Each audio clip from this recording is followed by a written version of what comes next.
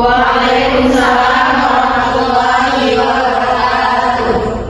Sebelumnya terima kasih kepada teman-teman semua kelompok 2 dan juga kelompok 4 yang mana yang sudah berpartisipasi untuk dapat hadir di momen kelas yang sangat sederhana ini.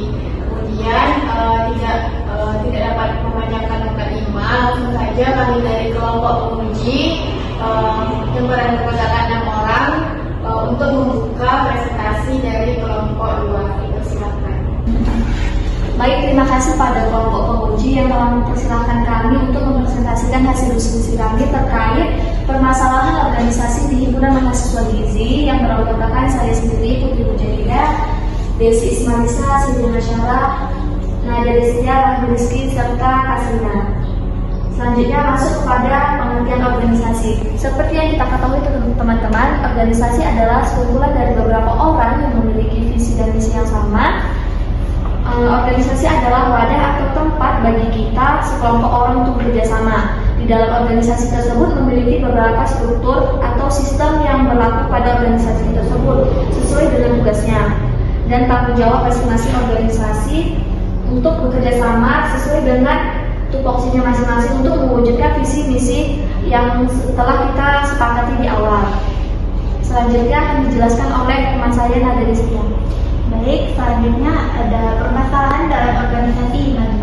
Jadi kami mengambil 3 permasalahan, yaitu yang pertama, anggota kurang berinisiatif untuk ikut serta dalam setiap kegiatan organisasi. Yang kedua, anggota kerap kali dianggap kurang tepat waktu dalam pelaksanaan kegiatan organisasi.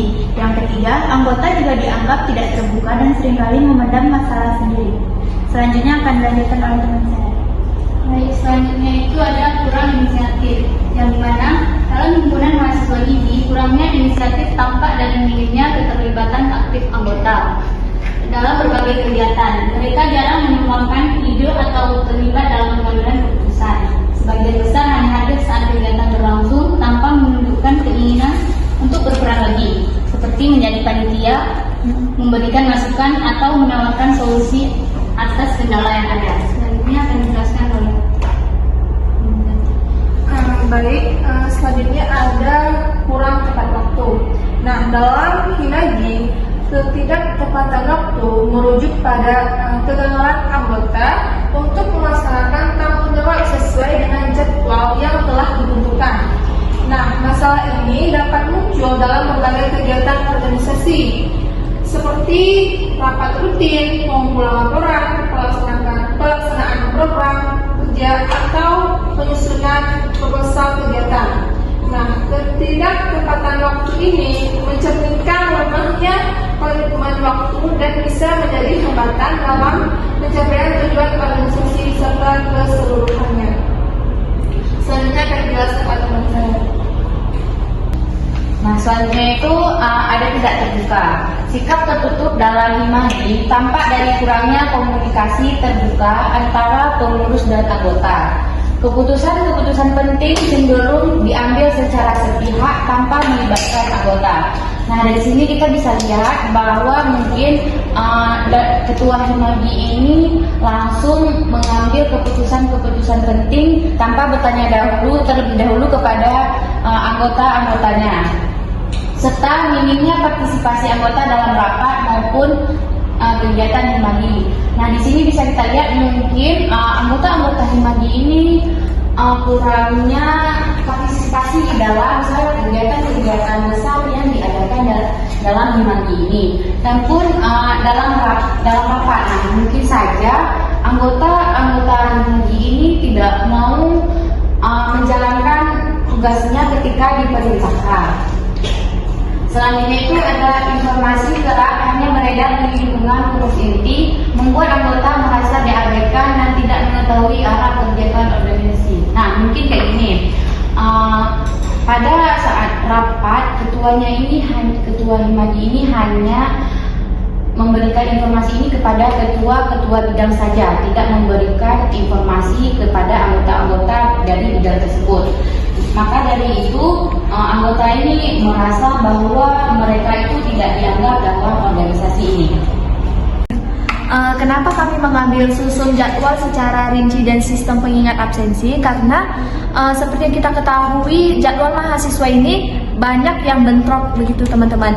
Jadi alangkah baiknya ketika kita membuat rapat, buatlah di hari-hari yang memang hari-hari itu yang mahasiswa tidak memiliki kegiatan, seperti Sabtu Minggu. Kita bisa membuat rapat di hari Sabtu Minggu, yang dimana di Sabtu Minggu itu jadwal mahasiswa itu tidak ada begitu.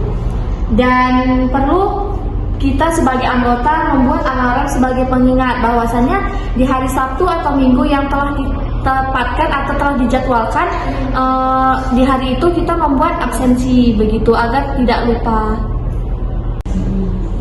Kemudian selanjutnya ada fishbone ataupun tabel Ishikawa dari isu pertama yang kami ambil, yaitu kurangnya tepat waktu oleh anggota organisasi. Jadi kurang tepat waktu ini dapat dipengaruhi oleh berbagai faktor, diantaranya itu ada faktor lingkungan, proses, manusia, media atau peralatan, motivasi dan juga manajemen. Jadi anggota organisasi ini kurang tepat waktu karena mungkin saja di dalam organisasi ini tidak adanya pengingat kegiatan. Selanjutnya bisa juga terjadi karena cuaca, misalnya apabila anggota ini ingin menghadiri rapat dalam himagi, kemudian nanti rupanya cuacanya hujan, sehingga dia ini tidak tepat waktu ataupun telat ke rapat. Kemudian juga nanti lokasinya, bisa jadi lokasi yang ditempuh oleh si anggota ini bisa jauh ataupun dan lain sebagainya. Selanjutnya anggota ini juga dapat kurang waktu disebabkan oleh faktor dari prosesnya. Yang dikatakan faktor dari proses itu seperti sistem kontrol kehadiran tidak jelas. Misalnya pada organisasi ini sistem dari absensinya ini tidak jelas, sehingga anggota dapat saja tidak tepat waktu dan bahkan lalai. Selanjutnya ada jadwal. Ini sama saja yang dikatakan sebagai tadi absensi. Jadwal ini juga menjadi penentu dari anggota ini telat. Misalnya jadwal ini tidak beraturan dan bahkan berbentrokan dengan jadwal dia yang lain. Selanjutnya faktor dari manusia itu sendiri. Bisa jadi si anggota yang telat ini dia itu bergantung kepada orang lain. Misalnya anggota ini tidak memiliki kendaraan untuk lokasi rapat, maka dia ini bisa dikatakan bergantung terhadap orang lain. Nah, dia ini bisa jadi telat. Selanjutnya kurang disiplin. Anggota yang kurang tepat waktu itu pastinya di dalam dirinya itu ada sikap kurang disiplin, sehingga dia menjadi telat pada saat adanya acara organisasi. Selanjutnya adalah faktor dari media atau peralatan. Ada absensi seperti dikatakan tadi.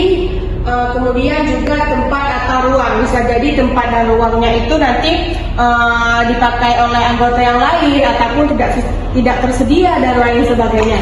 Selanjutnya itu ada faktor motivasi. Selanjutnya ada faktor motivasi yang dimana tidak adanya insentif ataupun penghargaan. Jadi si anggota ini beranggapan bahwa ya kalau dia datang tepat waktu pun itu menjadi nggak akan menjadi motivasi bagi dia, karena nanti jika dia datang tepat waktu dia tidak mendapatkan hadiah, tidak mendapatkan penghargaan, bahkan apresiasi pun tidak ada. Jadi ini mendorong dia untuk lalai dalam ikut acara organisasi. Selanjutnya tidak bersemangat ataupun tidak berminat. Ini kembali juga kepada faktor dari dia tadi, di mana di dalam dirinya itu ada sifat kurang disiplin. Jadi dia itu malas, tidak bersemangat dan lain sebagainya. Selanjutnya itu faktor dari motivasi ada tidak tanggung jawab. Anggota organisasi yang kurang tepat waktu ini sudah pasti dikatakan dia ini tidak bertanggung jawab atas jabatan ataupun fungsi keanggotaannya dalam suatu organisasi. Selanjutnya itu ada faktor manajemen, yang dimana manajemen kurang apresiasi terkait dengan bagaimana anggota ini dapat menjadi anggota yang benar-benar menjadi teladan bagi anggota lainnya. Kemudian dianggap wajar. Jadi anggota yang telat pada organisasi ini tidak diberikan sanksi ataupun yang lainnya, bahkan dianggap wajar. Misalnya seperti dia nanti cuacanya itu nggak bagus, kemudian dia bergantung pada orang lain, itu dianggap wajar. Padahal jika cuacanya tidak bagus, bisa misalnya hujan, kan dia bisa juga nanti pakai mantel lah. Pokoknya dia alasan-alasan itu tuh dikatakan wajar oleh anggota lain. Nah, itu ada penghargaan dan penanaman nilai kedisiplinan. Mungkin ketua himpunan bisa memberikan reward atau hadiah kepada anggota-anggota. Dan yang terakhir itu ketua memberikan motivasi dan edukasi kepada anggota. Mungkin ketua bisa memberikan motivasi yang bisa untuk kedepannya anggota-anggota akan lebih yakin dan giat untuk melaksanakan rapat. Sekian presentasi dari kami teman-teman. Untuk tim penguji atau ada hal-hal yang ingin dipertanyakan atau ada hal-hal yang ingin didiskusikan, kami dari tim presentasi mempersilahkan.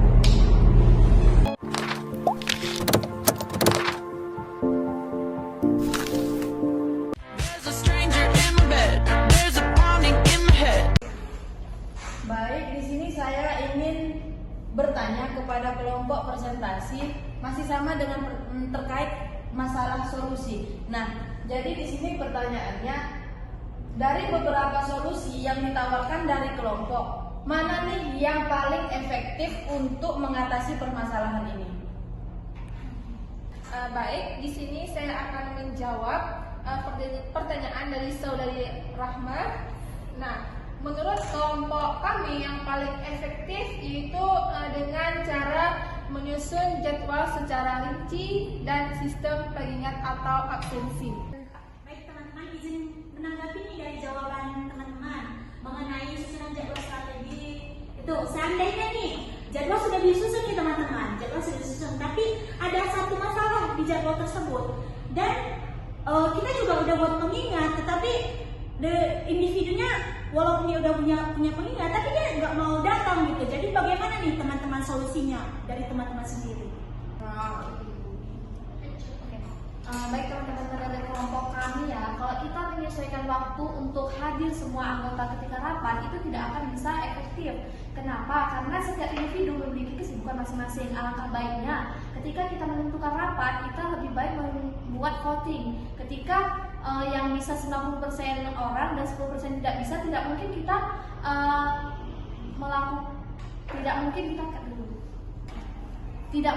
menunda gara-gara hanya 10%. Sementara yang 90% ini udah siap gitu teman-teman. Jangan membuat 90% hanya untuk mengandalkan 10% gitu. Jadi tidak akan maksimal. Baik nih teman, katanya jika 90% yang datang, jika sebaliknya cuma 10% yang datang, 90%-nya gak hadir, itu bagaimana tanggapannya? Baik teman-teman, mungkin kita bisa reschedule atau menjadwalkan ulang terkait rapat tersebut. Kan nggak mungkin di suatu rapat itu menghadirkan 10% orang, 90%-nya tidak.